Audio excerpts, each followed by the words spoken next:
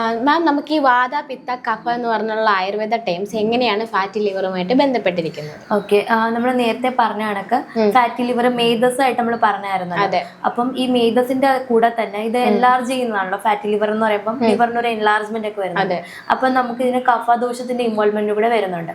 അപ്പം ആദ്യം ഇത് ആദ്യത്തെ ഒരു സ്റ്റേജ് എന്ന് പറയുമ്പോൾ കഫവും മേധസിന്റെയും കൂടെ ഒരു അഗ്രവേഷൻ ആണ് ആദ്യത്തെ ഒരു ഗ്രേഡ് 1 ആ ഒരു സ്റ്റേജിലോട്ട് വരുന്നത്. പിന്നെ ഇവിടെ ഒരു ഇൻഫ്ലമേഷൻ ഒക്കെ സ്റ്റാർട്ട് ചെയ്യും. മീൻസ് ഫാറ്റ് ഡെപ്പോസിറ്റ് ചെയ്ത് അക്യുമുലേറ്റ് ചെയ്തിട്ട് പിന്നെ ഒരു ഇൻഫ്ലമേഷനിലോട്ട് നമ്മൾ പോയെന്ന് പറഞ്ഞല്ലോ.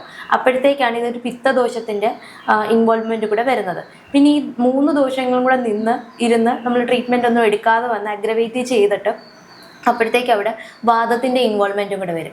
അപ്പോഴത്തേക്കാണ് ഈ ഒരു സ്റ്റേജ് മാറിയിട്ട് ലിവർ സിറോസിസ്, അതേ കണക്ക് ഫൈബ്രോസിസ്, പിന്നെ കാർസിനോമ അങ്ങനെയൊക്കെ ഡെവലപ്പ് ചെയ്യുന്നത്. അതാകുമ്പോഴത്തേക്ക് വേറൊരു അൺട്രീറ്റബിൾ ആയിട്ടുള്ള സ്റ്റേജിലോട്ട്, മീൻസ് കൂടുതലും മെഡിക്കൽ മാനേജ്മെൻറ്റ് വേണ്ട സ്റ്റേജിലോട്ടാണ് പോകുന്നത്. അപ്പം ഇതേപോലെ തന്നെ ആയുർവേദത്തിലെ ഈ ഒരു ഫാറ്റി ലിവറിന് നമ്മൾ വേറൊരു ഡിസീസ് കാറ്റഗറിയിലോട്ട് പെടുത്തുന്നുണ്ട്. എന്ന് വെച്ചാൽ സന്ദർഭണജന്യ വ്യാധിയായിട്ട് നമ്മളിതിനെ പറയുന്നുണ്ട്. എന്ന് വെച്ച് കഴിഞ്ഞാൽ ഒരു ഈറ്റിംഗ് ഡിസോർഡർ. ഇപ്പം നമുക്ക് ഒബേസിറ്റി ഒക്കെ ഉണ്ടല്ലോ. അപ്പം ഒബേസിറ്റി ഒക്കെ ആയുർവേദത്തിൽ പറയുമ്പോൾ സ്ഥൗല്യം എന്നാണ് പറയുന്നത്. എക്സസീവ് ഈറ്റിംഗ് കൊണ്ട് വരുന്ന അസുഖങ്ങൾ.